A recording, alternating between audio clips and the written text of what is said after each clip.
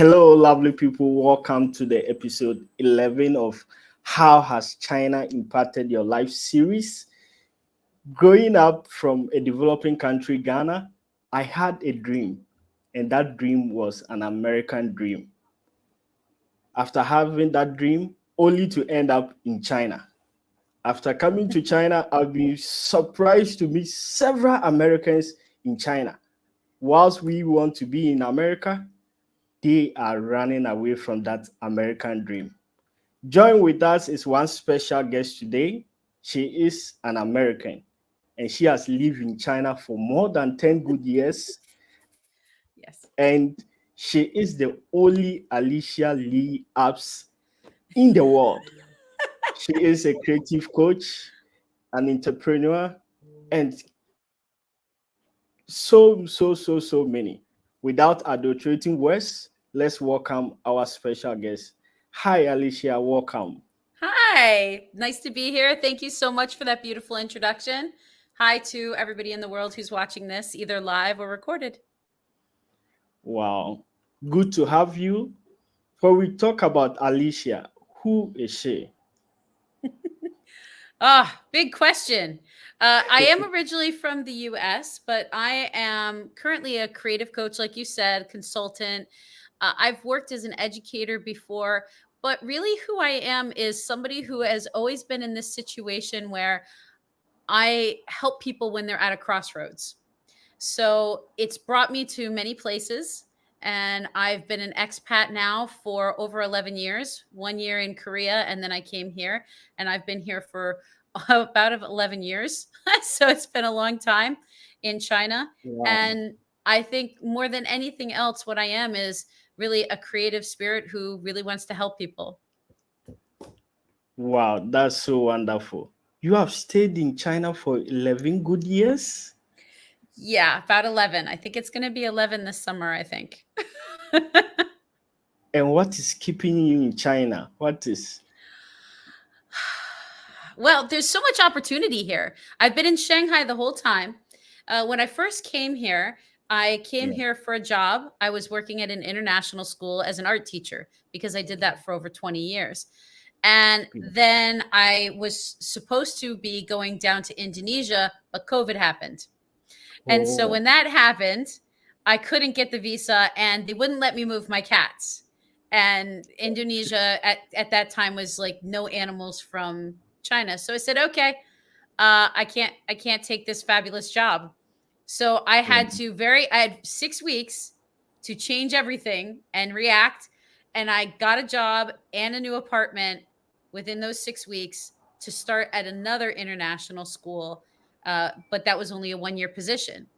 And so Yeah. then after that, I said, you know what? I'm just going to become an entrepreneur. I had a friend who said I'll invest, and we opened a beautiful, big, renovated wellness center that we designed. And then COVID happened, the lockdown, and that shuttered my business. We couldn't do it. We couldn't stay open. We couldn't afford to keep it open because it was so many weeks, so many months. And then I had another couple weeks where I had to pivot. And so I did that. But the beautiful thing was, as challenging as that was here, and Yes. most people do not know how challenging it was, right?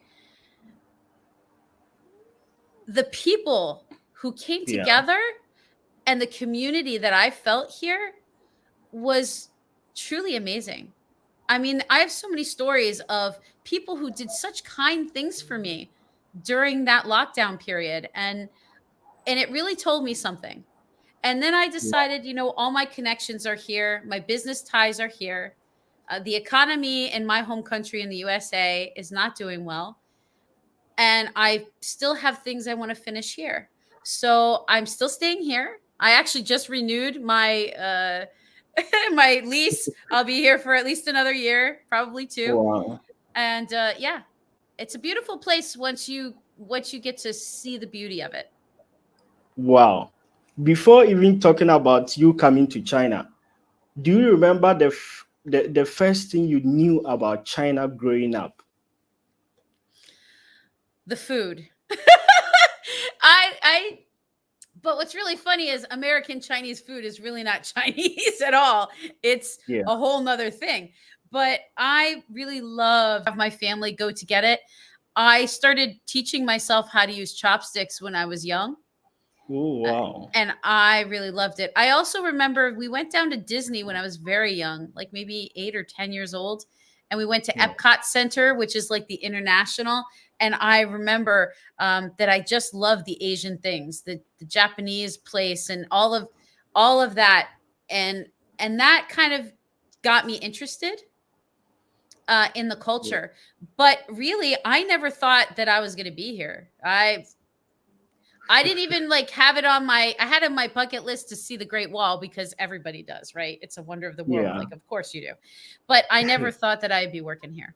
It was a surprise. And surprise, how did you end up being in China then? Well, when I had this epiphany that I wanted to be international. So I sold my business and everything in the USA and I moved to Korea. But the school that I worked for went bankrupt in like 2 months. It happens a lot in Korea. Oh, People don't know that. At least it used to. I hope that they have laws to protect people now, but they didn't yeah. then. And we had to find ways to fund the school and stay open.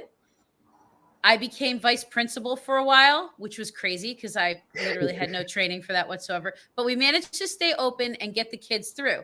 Well, during that turbulent time, teachers, Yes. especially international ones, we get our jobs way ahead of time. A lot of the people don't realize that teachers have to pretty much decide their next school year life many Yeah. months ahead of time. It's not like a corporate job.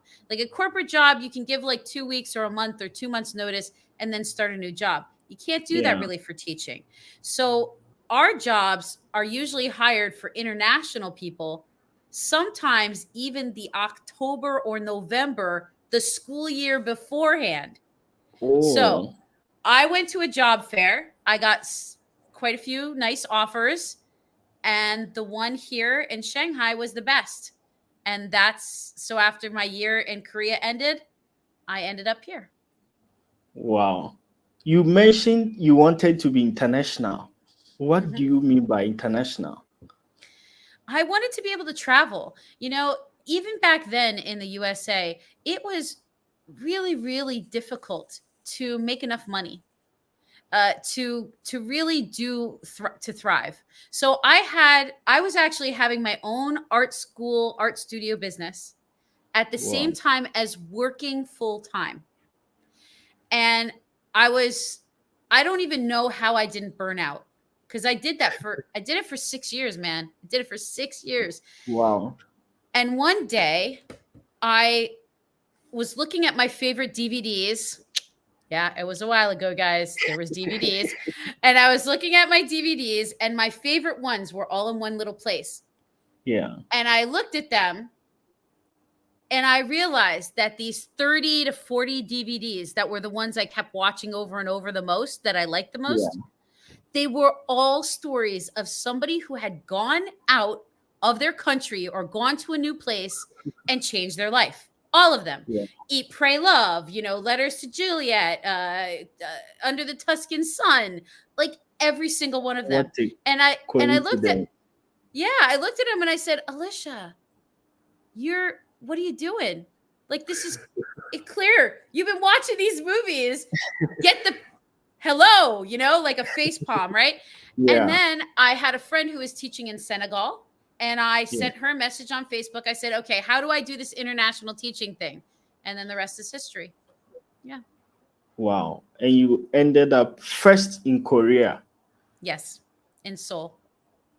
What moved you to Korea? Is it because of the opportunities there?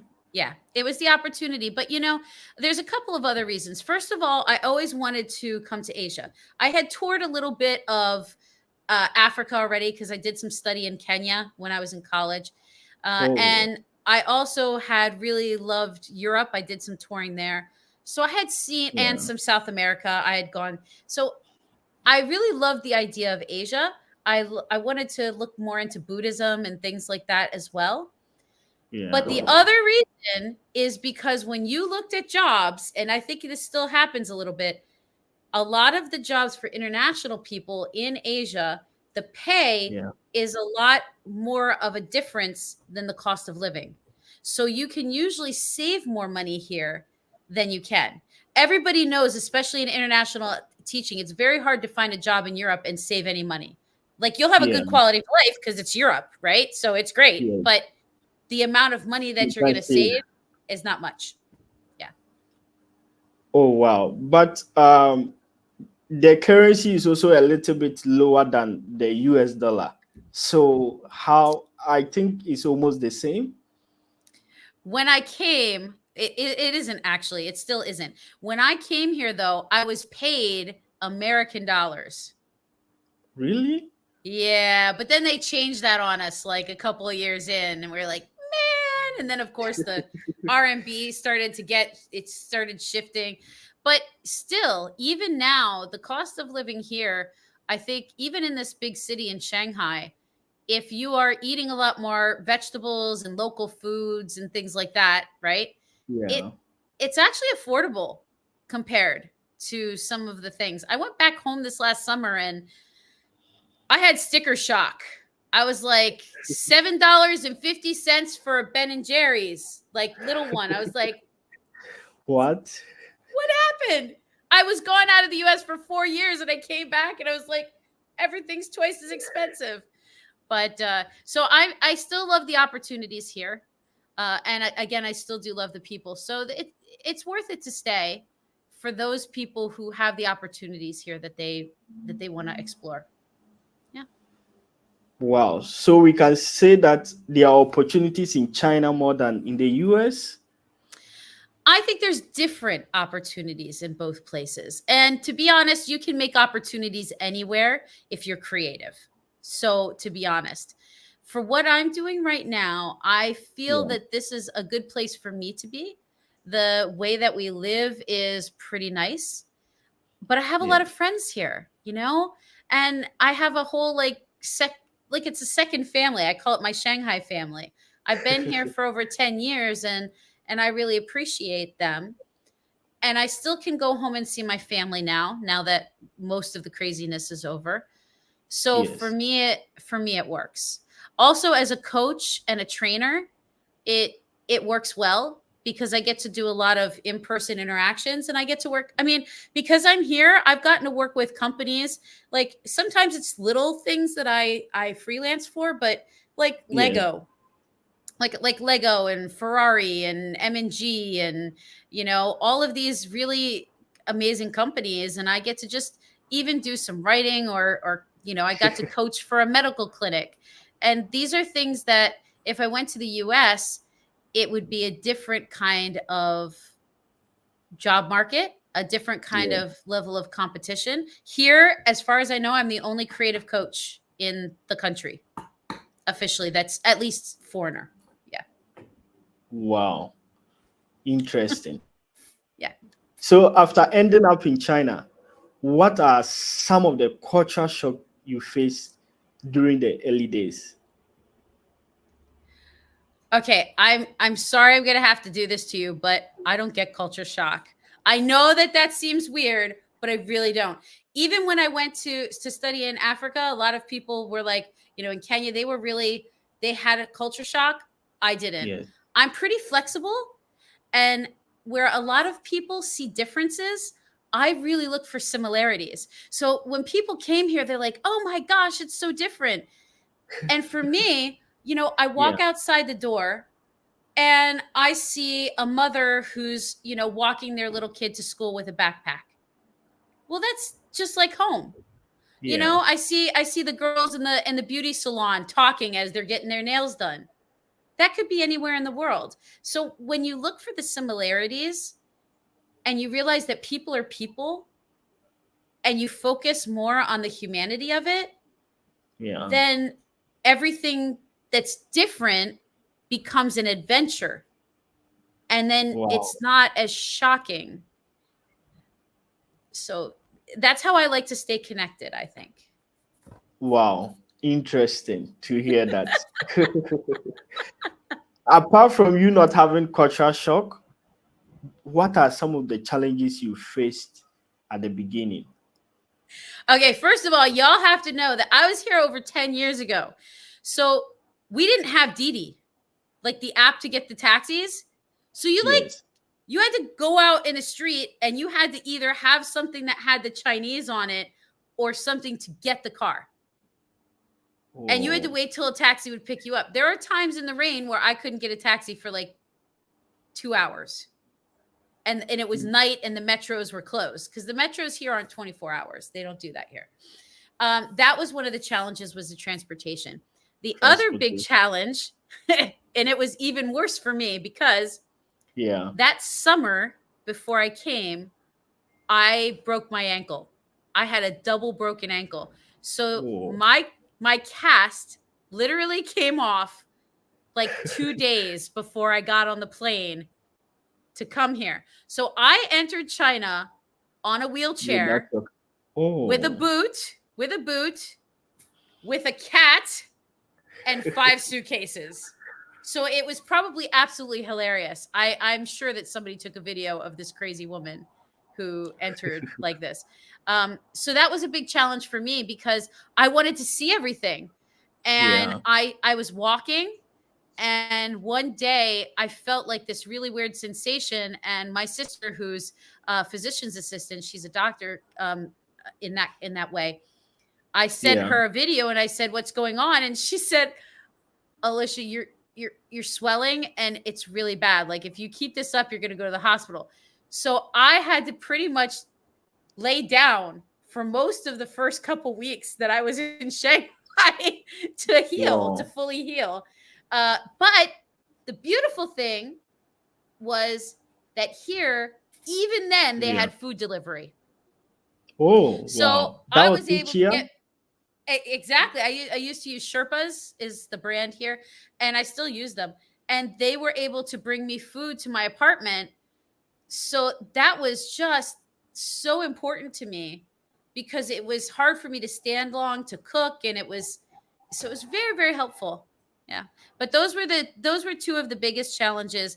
And I think the final challenge for me was really just getting my bearings as to how I wanted to fit in to this culture.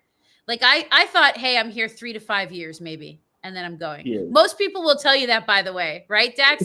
Most people will tell you, oh, I came to Yeah. China. I'm just going to be here Just a for two year, years. right? Yeah. 1 or 2 years, and then 20 years later, they're still here. Like so, I was like, oh, that won't be me. I want to travel. Here I am. You said you wanted to fit in. What do you mean by fit in? I really believe in community. I believe in community. I believe in this feeling of working with people. And so when you move to a new place as an expat, you have several things. You have the community where you live. You have the community of close friends and kind of the expat family you build. And Yeah. you have the community of your workplace. And then you also have the community of the city as a whole, Yeah. right? And the expat world is a small one, right? So there's lots of people. When you're an expat, you usually if know somebody who knows somebody. Like it just happens all the time, Exactly. Yeah. right? It's a thing. So I didn't really. It was my first because the year in Korea was so crazy with everything that happened. I was Yes. never able to really feel settled there. And I really wanted China to be a 3 to 5 year home. I wanted it to feel like home here. Yeah. Wow. Interesting.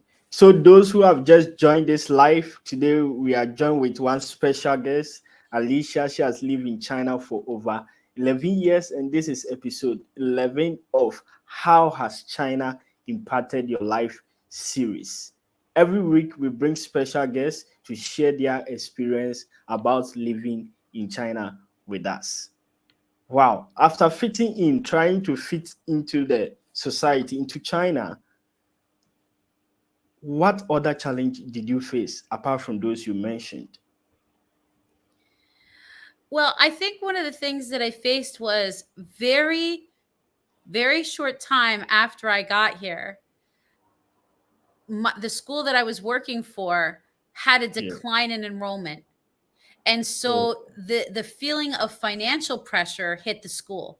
And whenever you have any workplace that starts to have financial concerns yes. without super strong leadership, you get scarcity mindset that just comes in. People are afraid of losing their budgets. They're afraid of losing their jobs. They're afraid Yeah. of losing their power. And that can become almost like a sickness in the culture. And I knew I had been in schools where this happened before. And so I think that that became one of the biggest struggles. And I tried to warn some of the people that I knew in leadership, but in the end, things just it got challenging. It got very challenging. So I think that was one of the biggest things I had to deal with. I think the other thing that was a big challenge for me is I do love my family. I'm close with my family, and Yeah. I had young nieces. Right, I had a young Oh. niece. She's not young anymore. She's like 12, but She's she was mature she now. was very young then. She was like 2 or 3, and I really loved her, and I still do. And it's still hard to this day, honestly, to be away from them as much as I am. But I see Yeah. them as much as I can in video call. But I think that that is a challenge that I knew would be hard, but I underestimated it. Wow, interesting. How was the feeling after leaving Korea because of this same financial crisis, only to end up in China with the same situation? How was that feeling? Well, I have to be honest, it's happened in every single school I've taught in for over 20 years. And and I was an art teacher. And one of the unfortunate things is that it's probably starting to change a little, but one of the current problems that we have in education is that there is such a focus on the traditional subjects. Yeah. And now they're focusing on science and technology, right? Yes. They call it STEM, right? Same. Science, Yeah. technology, engineering, and math, right? Which is, Yes. of course, very important. I don't discount that. And then they realized that that was killing the arts, because now if you're saying that you have to up these other things and the schools only have this much money, they gotta find the money to build this up from somewhere. And Yeah. so in most schools, the arts were suffering. It happened in the US. And that's why I thought if I went to international education, they're more well funded and they have a more global perspective. So I Yeah. thought, okay, it's going to be better. And then I went to that school, and the first thing is they were already going to cut the department. And then the second thing is that then the school was going to close, which it eventually did. Right. Yeah. And then I said, okay, this is just a rare thing. It's an anomaly. This is just weird. And then I came down to this school, which is considered one of the best in the world. Yeah. And 1 year in, they're talking financial issues and cutbacks and layoffs. And I was like, and of course, I'm having to justify the importance of the art department that I'm in. I literally had to write a Yeah. 10-page paper and justification of why our jobs shouldn't be cut. And that's why it just kept happening. So after COVID, I lost when that position got cut again. So we had a Yes. position cut, we hired somebody else in, and then the position was cut again. So after that, I went Yeah. to this other school for a year, and that position was cut. They cut that department too. And Wait, that position was also art, or you went into a different field? it was also art. It was also art education. So after 2 times where positions were either cut or replaced by a cheaper local hire, Yeah. I just said, if I'm going to have all this instability, like one of the reasons you get a 9 to 5 job is stability, right? Yes. Well, if I'm going to be unstable with my job, I might as well just be an entrepreneur, because then it's going to be hard, but the risk, the payoff could be a lot higher, right? If you Yeah. work it, if you're a good entrepreneur, if you make it work, I could definitely double or triple the money that I was making.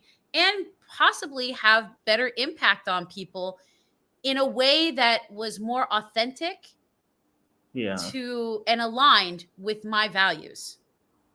And Wow. that's why I made the shift. Wow. Interesting. Before even making the shift, why did you even go into arts? Did you have passion for that? Uh, I did. I loved art. I was good at it when I was a kid. My mother is very creative. She was actually an accountant, but she was also a cake decorator. And I think that if she had different opportunities when she was younger, she would have been an amazing art teacher actually. And so I was allowed to do that. You know, some people would Yeah. always say, don't be an artist, you won't make enough money. My family was Yeah. never like that. My father actually started in art, and then he moved to architecture in college. So I was in a very supportive entrepreneurial kind of household. But Yes. what happened was I was very mature for my age, and I decided very early on that I should pick what career I was going to go for, because then I could put all my energy into it.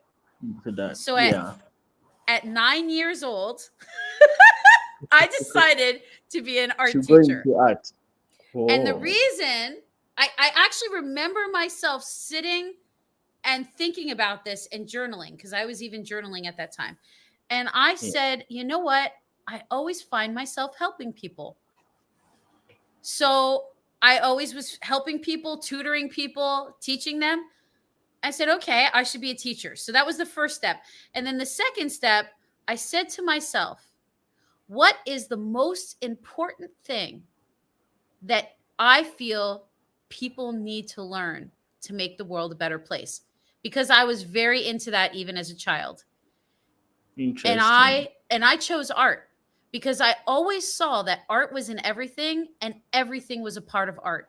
I saw it as the grand connector. Now back then I was too young to realize that really the connector is the creativity.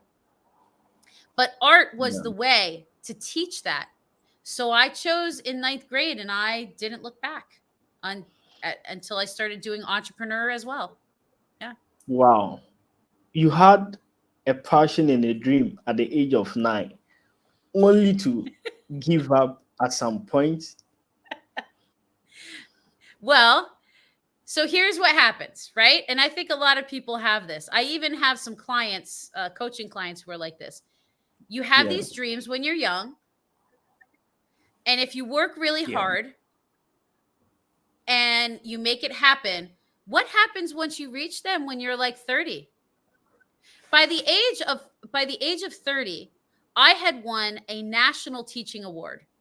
Like Wow. I was actually nominated as the best middle school art teacher in the USA. And so, and I won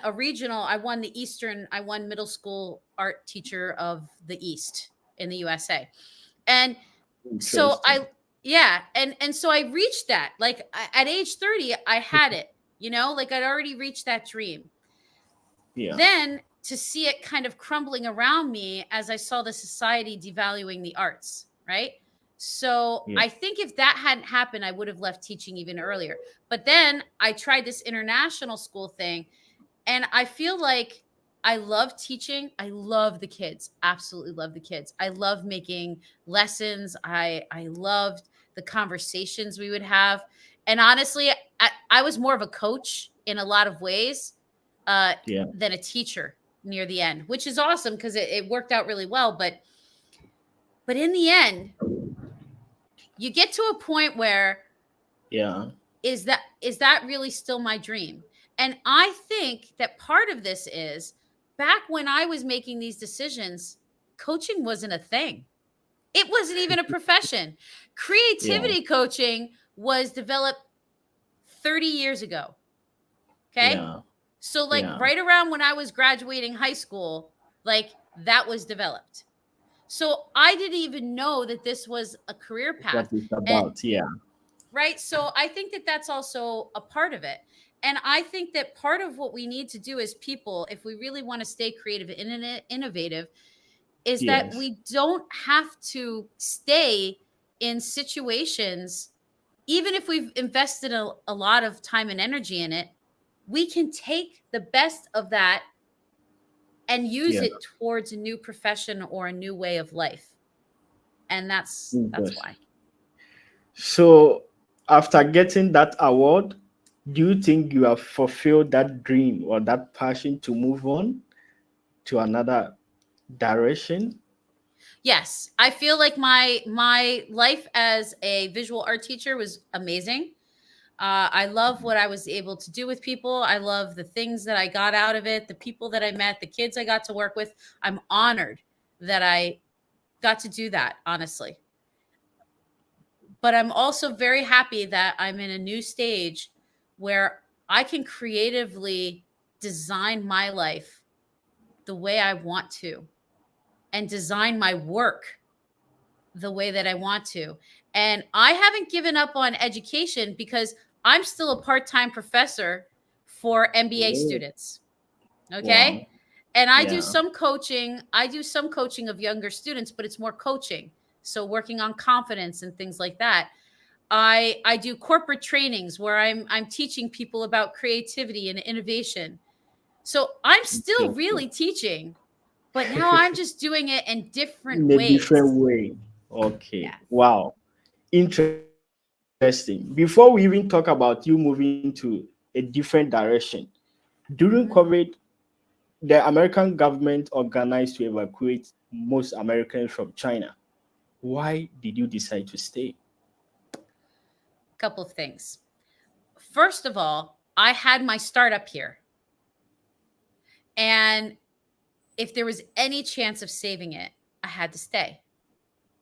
We had spent a million RMB literally renovating the space. I did the architecture for it. We created it. We did the whole brand, the launch. I mean, it was like over a year of work just getting this thing together. That was one reason. The Yeah. second reason was that I have so much stuff here. Like my whole life is here. This is my home. And to move during COVID, I didn't really have the resources or the energy to do that. And I had three cats at the time. So, emergency evacuating myself and three cats is kind of, plus the US was even worse with COVID in a lot of ways, right? And then the last reason is because what happened Yes. was, and this is why I think I was meant to stay here. I had My business was a wellness center. So at this time, I was one of the central influencers, if you will, for wellness for expats in the city. What Yeah. ended up happening was I was one of the people who helped some of the coaches, a lot of the coaches, and people to get through the tough time Yeah. here. I started a show. I even had a show here, but it wasn't like a YouTube. It was just here and Yeah. on In China. and Yeah. in China. And I had a weekly show for wellness where I had different experts coming on and I interviewed them, but they gave their presentations and they taught people mental health, physical health, meditation, mindfulness, the things that people needed. And I literally had people sending me messages saying, I really was thinking of taking my life. And if it wasn't for your show, I think I would have killed myself.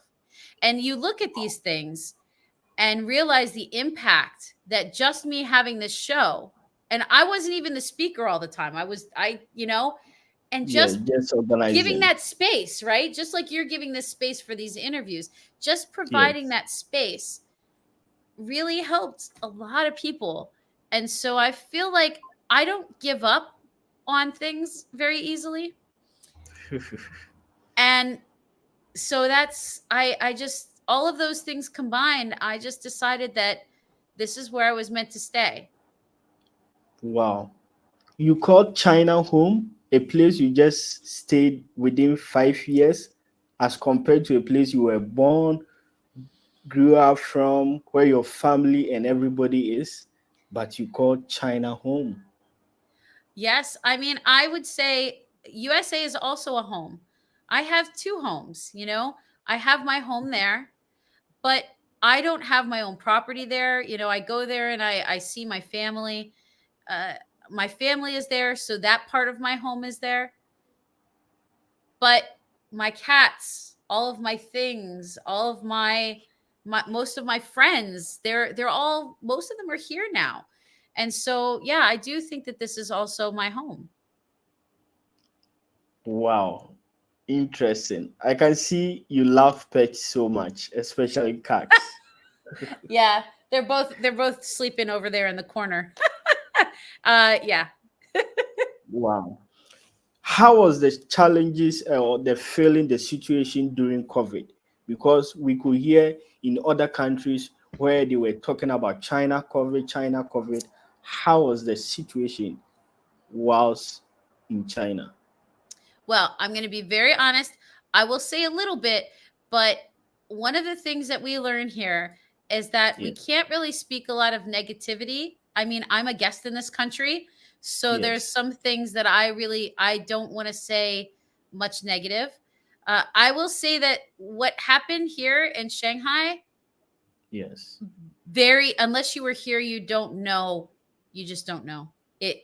I haven't heard of it being as restricted as it was anywhere else, you know? And at that time, I had a wellness center that I couldn't have open. So we opened, and 2 months later, the restrictions started. We were yes. open for like one little month, and then it was like in March, and then it was shut. Like literally, I was in my apartment for 3 months. That's just the way it was. There were a lot of challenges, you know, but the government also, you know, gave food, and the local committee that was here in my building was just so incredibly nice to me. I was very lucky. They gave me Wow. food. They gave me more food than I needed. I can't even. One of the times when we went down for Yes. testing, there was a little kid who went to the school I used to teach at, right? Yeah. And he recognized me even with my mask on, right? And he's Yeah. like, and he whispered to his mom, and his mom's like, "Did you work at this school?" And I said, "Yeah, I did." And Yeah. they said it was really funny. uh and he said, "Yeah, he remembers you, but you didn't teach him because he was too young, but he remembers you, right?" And I was like, Yeah. "Oh, that's really sweet." You know, the next day I open up my door, and there is a bag of vegetables with a Wow. note saying, "The students of your school love you, and they're still thinking of you." Who does that? And I don't know if you understand, but a bag of vegetables at that time, Yeah. that During was COVID. that was So precious. yeah, like we couldn't shop. So like that was, I mean, I got tears in my eyes, you know? And acts of kindness like that happened to me a lot here during COVID. So I think what happened was, it was traumatic for a lot of people, especially extroverts, people who are very, very outgoing. I'm an Yeah. introvert. I love people, but I actually am an introvert, so I get my energy. So I'm fine staying home. I'm okay. I've got all my workout equipment, I got my art materials. Yeah. But for a lot of people, it was very challenging. And I think that the city is still processing the psychological effects of it, to be honest. Yeah. uh, we're still working through all of that. But on the other hand, the sense of community that it brought, a lot of people are Yeah. also still talking about. Now I know the people in Yeah. my building. They're all nice to me. I still don't speak Chinese, but they still are nice to me in the elevator, and they try to talk to me. And yeah. Wow. How did that challenges during that period of COVID impact you or change you? How was the impact on you? Well, you know, a couple of strange things happen. The first strange thing that I didn't see coming was really fully realizing how much of an introvert I am, and how much I really do like working from home. I love being with people in Yeah. doses, right? But I Yeah. really do like being and working from home. So it shifted the way I wanted to work. That was one. The second thing Okay. is that everybody kept saying to me, Alysia, why are you so positive? How are you so positive with all this happening? Right. Yeah. And so I was like, I didn't, I don't think about it. I just am. Right. And I thought about it and I You made a just, little video and I called it the make the most of it mindset. I did this little video. I put it on yeah. WeChat and all of a sudden, like 1,000 people saw it. And I was Wow. like, I never thought 1,000 people would care what I say. And I just was like really surprised. So then I started to do more media to help people. So I kind of came out of the shadows.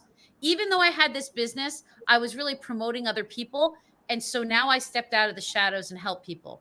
I also started writing Yes. again. So I Wow. wrote an article called what was it called? It was about creatively it was like how to heal from like creatively. And Yeah. that article got over 1,000 reads. Everybody was shocked because that normally doesn't happen on that Interesting. media, right? Yeah. And so then I started writing again, and that was also beautiful. Another thing that changed me was I had to go all online for my business. So I really had to get good at things like this, being on Yeah. screens, being on Zoom, being on interviews. Yeah. I did more public speaking during COVID. You wouldn't even believe. I was on like webinars and people were asking me to speak for Toastmasters. Programs. So Yes. I basically became a public speaker during lockdown, which is very weird, Wow. but it happened. And then the last thing was Yes. financially, it it pretty much decimated me. All right? I have to be honest. I had a startup, guys. When you have a startup, you don't have much money. And then all of a sudden, your startup can't make any money Yeah. and you're stuck. It was rough. I got down to 30 RMB.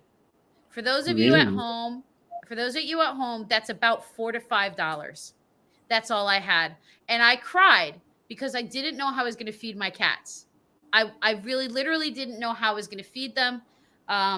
One of them has allergies, so he needs a special food. I was really, really worried. And I let myself be sad for like a day. And then I said, okay, I need a solution.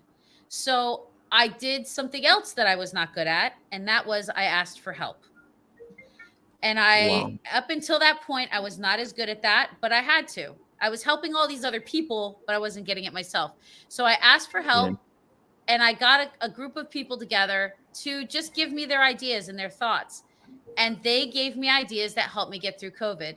And then the last thing that really changed me was Yeah. go ahead. Sorry. That's okay. Sorry.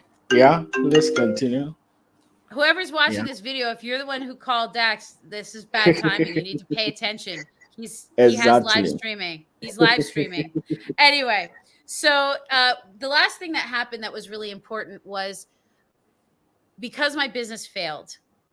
It was actually a blessing in disguise because I knew that deep down I wanted a life now that was more at home, and I wanted a life where I could be more international and maybe Yeah. eventually do more nomadic travel.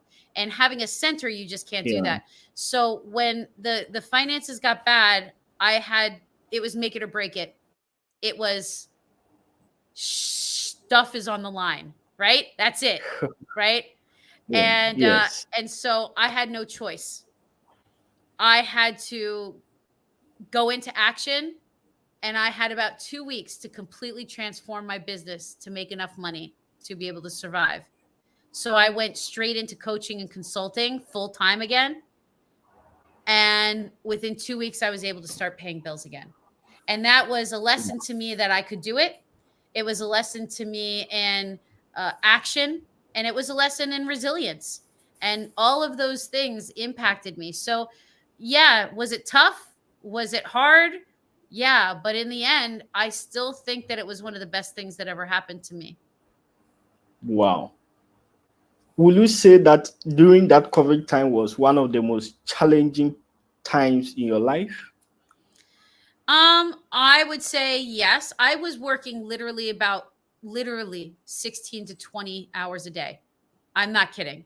Because there was one time where I was on the screen so much because all of my wellness and all these people needed help. So I was on the screen. My eyes went blurry and I have really good vision.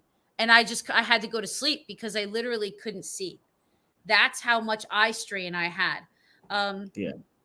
but I still think if I look back on things, it still wasn't actually the most challenging time of my life. I've been Yeah. through a lot. So it was tough. It's probably in the top 5, but it wasn't the hardest. Wow. Interesting. During those times, what made you think that coaching would be the next avenue for you? There were several fields.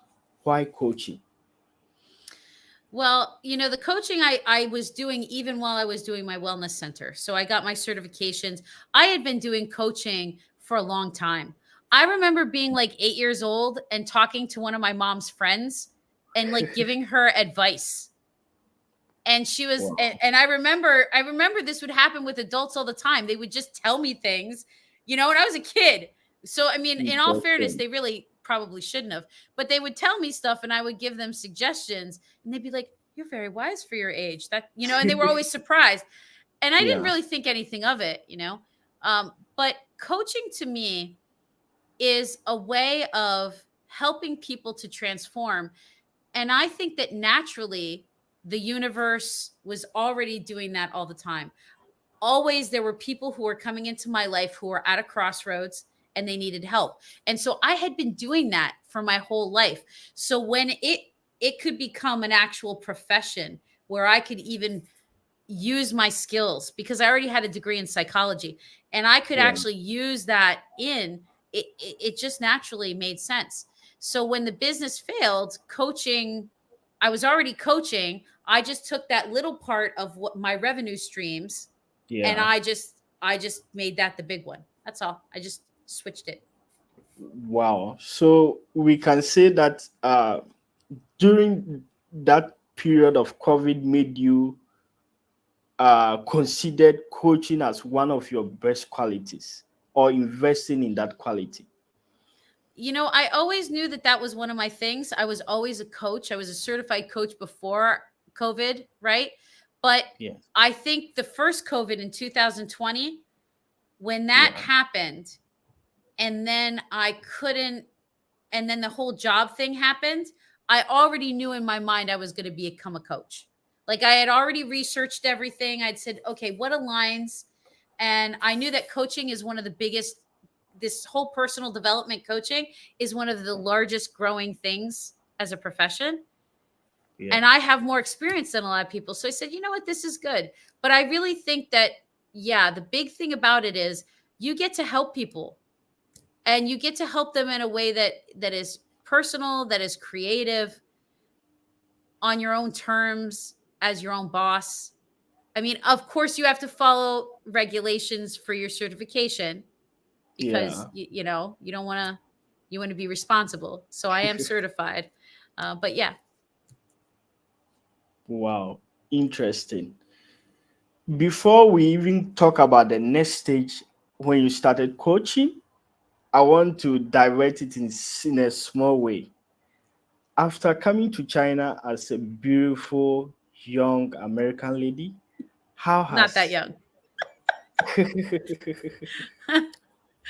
But how sorry. has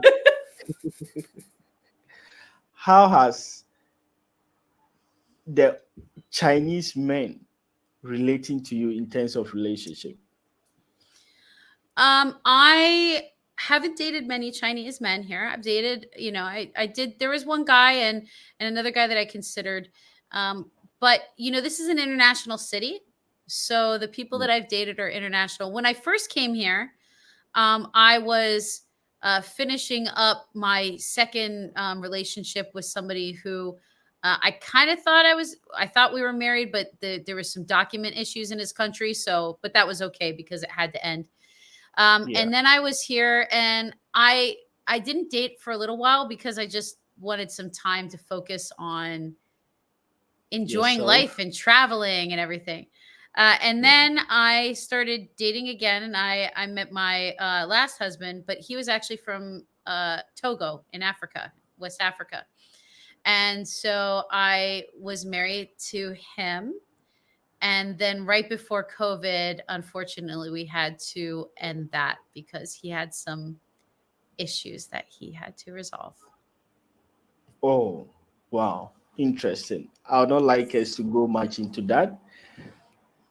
I was thinking you had some relationship with Chinese personally, but I it I was, think I think the thing is that there's a lot of cultural differences, and a lot of the culture here, it's beautiful because they're very much about community, and they have privacy, but a lot of their culture is also things like traditional values, right? yeah. There's a lot of traditional values here.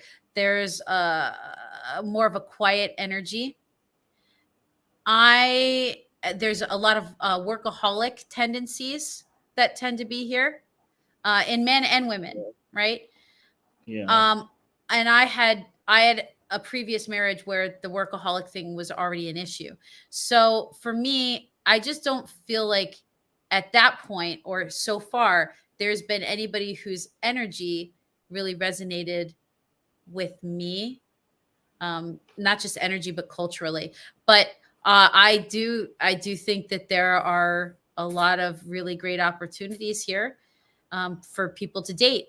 There is interesting dating culture. It's a little bit harder now because like 90% of the expats left in the last 3 years. So Yeah. the whole dating pool kind of went from ocean to lake, but it's okay. Yeah. But I think they are now coming back. Anyways, so how has coaching been? Yeah. How has the journey of being a coach been? It has.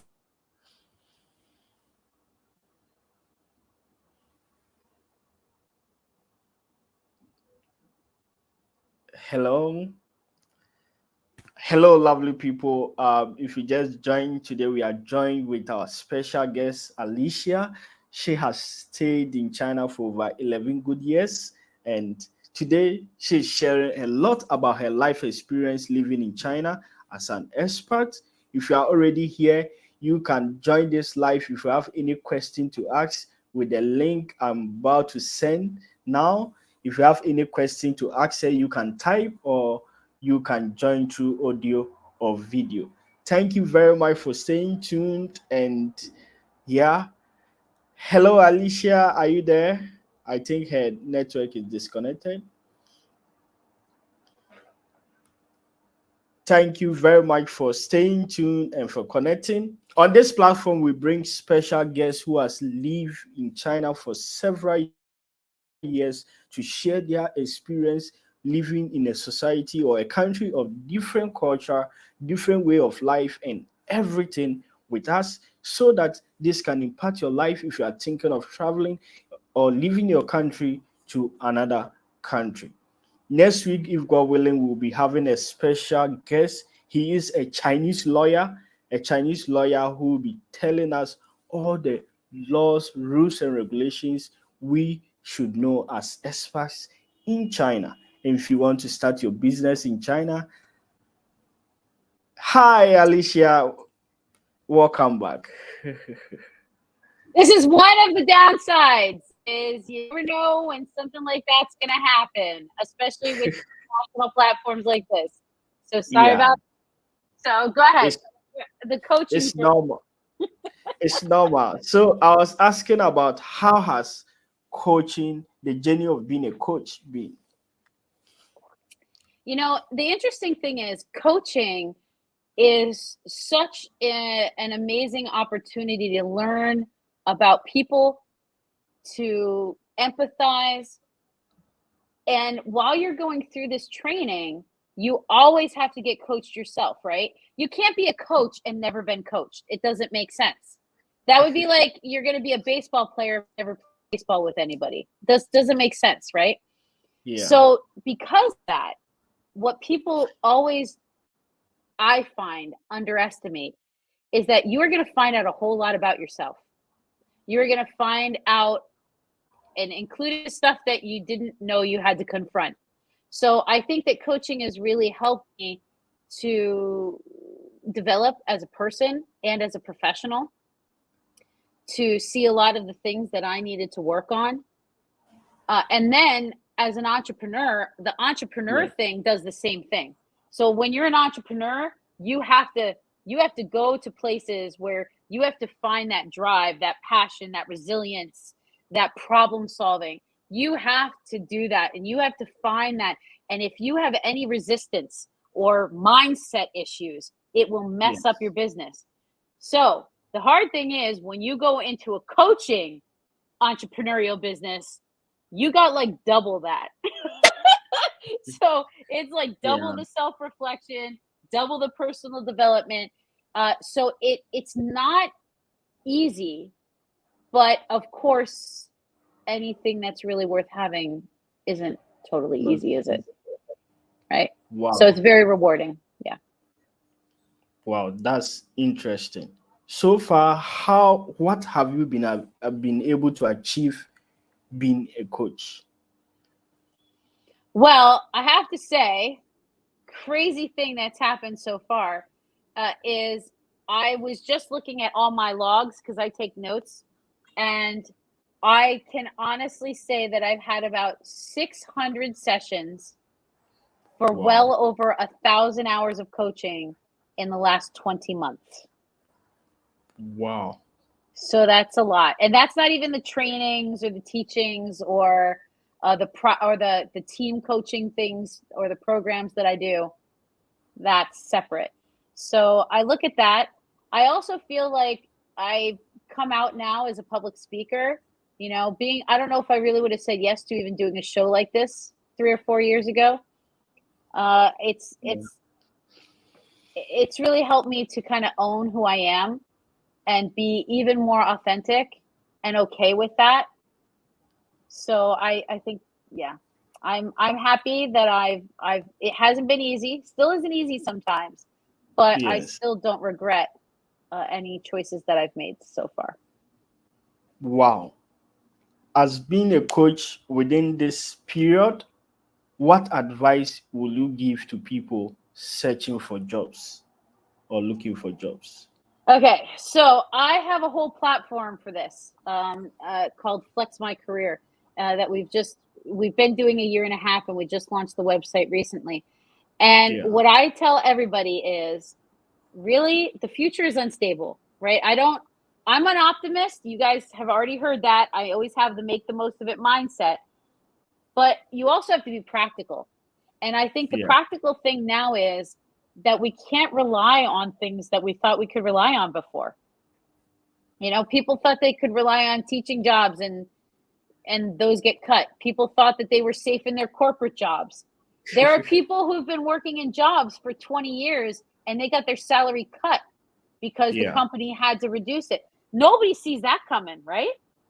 Yes. So what I would say is anybody right now who is looking at changing their career or shifting their career or looking to solidify, make sure that you're upskilling on a regular basis, that you're staying current, that you're always following your passion on the side, even if it's a side thing, always doing something that you love to do. Because if something happens, that thing that you love to do could become your new job. So you want multiple revenue streams, investments, things like that. And I think that the other thing is, when there are times like this where the world is a little crazy, the best thing that we can do is to be creative, of course, and strategic. So you want to have different options and keep as many possibilities open and aware, so that if something happens, you can have the resilience to bounce back from it. Wow. I think this is so powerful. You talked about having multiple streams. Yeah. Do you think we can follow our passion at the same when we are looking at multiple streams? Of course. There are stories all over where people followed their dreams and they did it. I was on this thing. There's this famous coach, Stu McLaren, and he does this thing on memberships, right? And Yes. he was talking about one of the people who had done his course, who has made like thousands of dollars on a membership. And in the membership, Yes. they make, I'm not kidding you, they make felt mushrooms.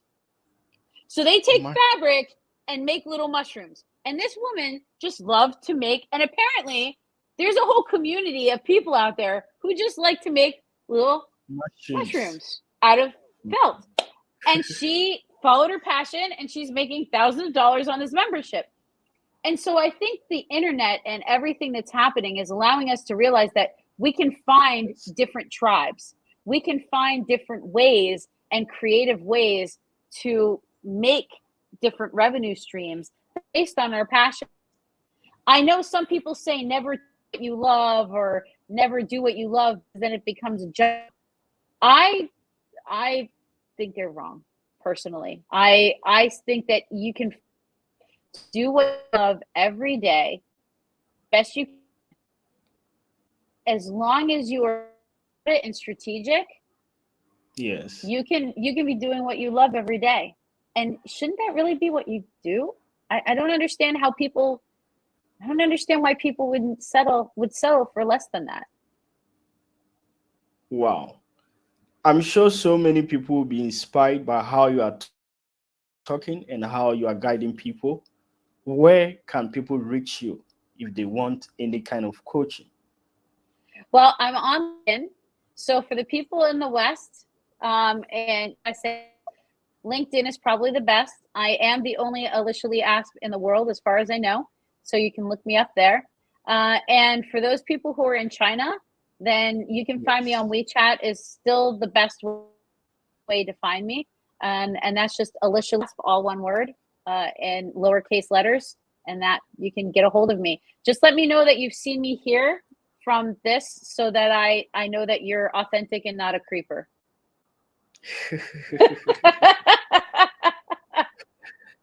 Wow.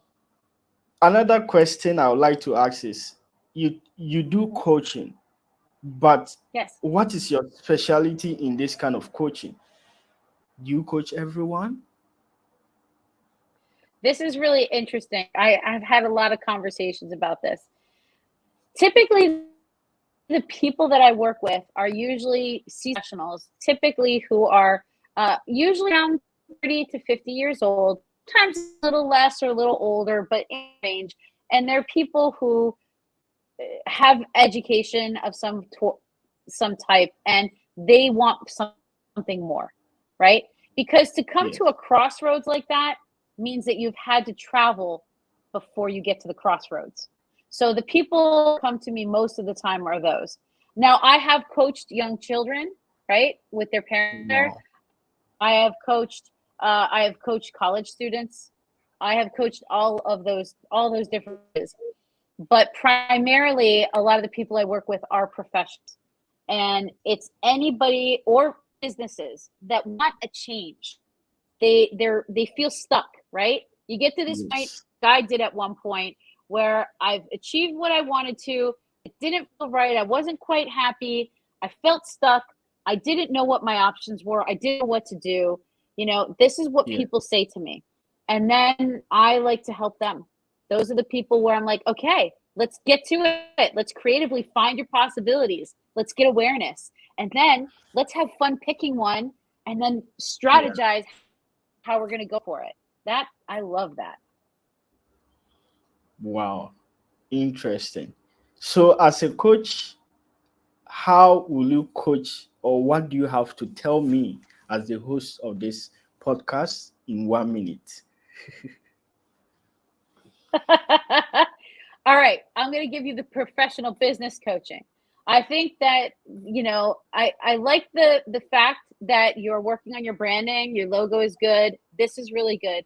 I think what people would really like to see too is that in some of these, when I've responded, we'd like to hear a little bit more of your reaction, or something that you've gone through or that you've done that relates to some of the things that are saying.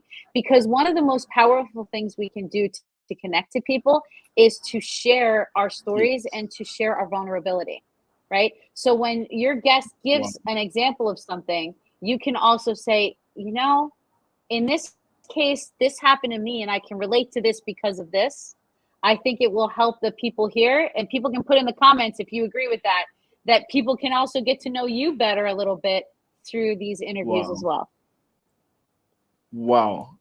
I must say I really needed this. Guys, after this, I'm just going for my coaching, and I know you also need this kind of coaching. So after this session, I'll be putting a link where you can reach her directly, her contacts, where you can reach her for any kind of coaching, any direction in any sphere of your life as we are enduring. Before we end this conversation, how has China impacted your life? I think China has really helped me to see that there is a lot of beauty and humanity everywhere. And that if we really look past the hype and past the media and past the politics, underneath everything are people who are just trying to be happy. And if we can put ourselves in that human place of compassion and empathy and understanding, it doesn't matter where we go in the world, we can connect with people. Wow. We can connect with people indeed. I never thought I could have somebody like you, an American, to have a conversation with you today as we are having, all because of China. This is so powerful and so inspirational. What are your last words for any American doubting of coming to China? I just want everybody to know that the people are not the politics, and that this country has so many beautiful things to offer. And it's not perfect, but we know our country isn't either. So to anybody from the USA who's watching this, I would just say, please keep your mind open and look past the media and start looking for the beauty here, and get out of the USA and go and travel somewhere so that your cultural understanding and your mind can be open to the possibilities of the different connections that are out there beyond what people are trying to feed you on screens. What are others trying to feed them with? I think, I mean, all media in all countries and stuff are you know, they are creating the narrative, and they are creating different patterns for people to think, and they are presenting stories in certain ways. I know that a lot of journalists try to do their best to be unbiased, but we are biased creatures. We're judgmental creatures. So I think the best thing to do is to really experience things for ourselves, so that we're not trusting somebody else's view of something the way that it is shared with us. Wow, that's so powerful. Thank you very much, Alysia. I'm so glad to have you today and being open to share all your challenges, all your feelings, and everything with us today. And we can't wait to have you more in the future, where you'll be talking much about your business in China. Thank you very much. And if you have any contact details or your last words to say before we end this conversation. I just want to thank you so much for holding this space, and for the questions and the curiosity to care about my journey. I appreciate that, and the ability to share it. And I really just hope that somebody watching here finds some value or something that they get out of it. And if you do, you know, share it in the chat, because if you share it, it could inspire somebody else to do the same, and spread the inspiration. Wow. Thank you. Indeed, we will spread the inspiration. Thank you very much. And ladies and gentlemen, Thank you very much for staying tuned, watching to this end. And don't forget, every week we bring special guests who have lived in China for several years to share their life experience with you. Remember, I had an American dream only to end up in China. And I had poor mindset about China, but after coming to China, the story was different. Stay tuned and don't forget to subscribe to this channel. Stay connected and see you next time, next week. This is where time will permit us to end the episode 12 of How Has China Impacted Your Life series. Thank you, everyone, and thank you for having you all. Bye-bye. Thank you. Bye. Thank you.